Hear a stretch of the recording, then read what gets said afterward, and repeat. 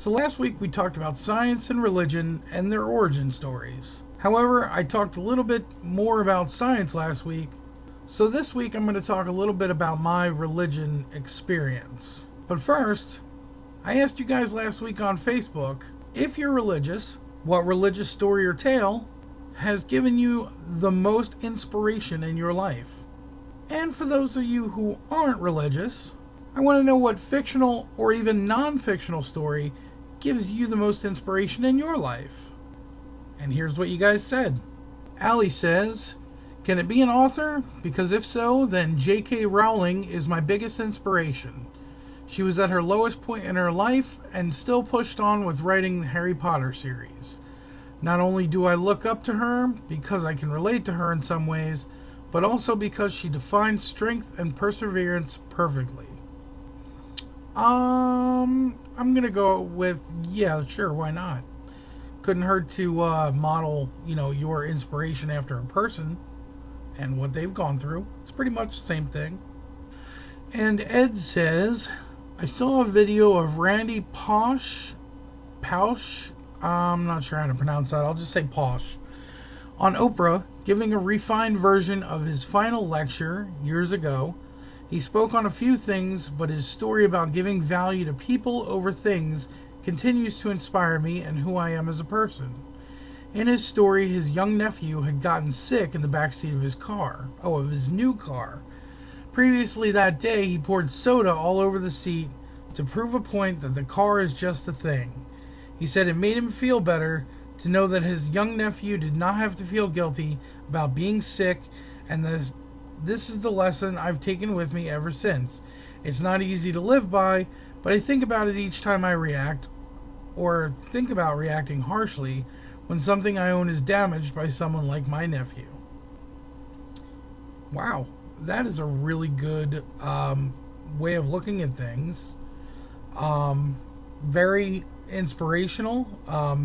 Something that really makes you look at the things you value and the people you value in your life, and which is more important. That's a very good take on it. And that's about it, because nobody gives a shit what I write on Facebook anymore. Odd that none were religious. However, I don't believe that my fan base is very religious. However, their stories were very inspiring. Now that is a lot of what religion has to offer. Inspiring stories of people placed in situations, as odd as they may be, and then tested in their faith to their God or deity of their chosen religion, to help them persevere in any situation, regardless of how impossible it may be. Now, I was born to a mother who I believe might have been Catholic, I'm not sure, but my father was Jewish. And at this point you might be saying to yourself, doesn't that make you Jewish? And I would say something like, no, you fucking idiot. Jewish is a religion, not a fucking background. It's like saying because you're a guy born with blonde hair or blue eyes, you're either a homosexual or a fucking Nazi. It's either common misconception or ignorance run amok. So anyway, my mother insisted we be raised with no religion. Or I should say, with the opportunity to let us find our own path. Now, when I was 13 years old, I started to go to this place with the kids from my neighborhood. And it was a weekly gathering where we would learn, things and play games. And for any of you who know what I'm talking about, I believe the group was called Awanas. And it was there that I started to learn about becoming a Christian. And at first I didn't take it all that seriously. But then somehow I ended up getting more involved with the church. And I felt a strong sense of self-awareness and strength that I hadn't really sensed in my whole life.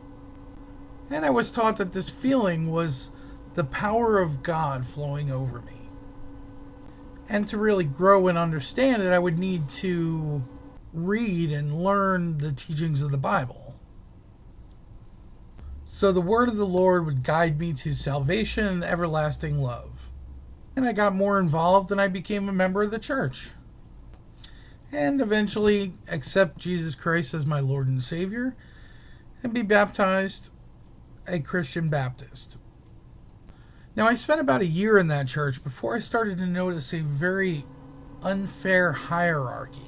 Those who donated lots of money were blessed and were part of the services, while those who didn't have that much money to donate were kind of pushed aside to make way for the ones who had more. And that's when I decided to abandon my church. It will always be a special place to me where I found the love and light of a higher power, but not my church. I became what I consider to be spiritual, in the way I believe in God or a higher power, but not church. I've lost all faith in church.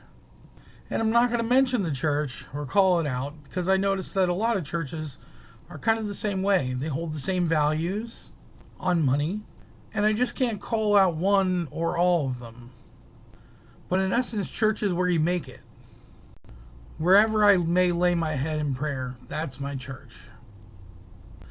So here's where I pause the conversation for this week, and I ask you guys, what do you think about the relationship between your spiritual deity, your church, and money in the religious society? Well, that's about all I got for today. I'll see you guys next week.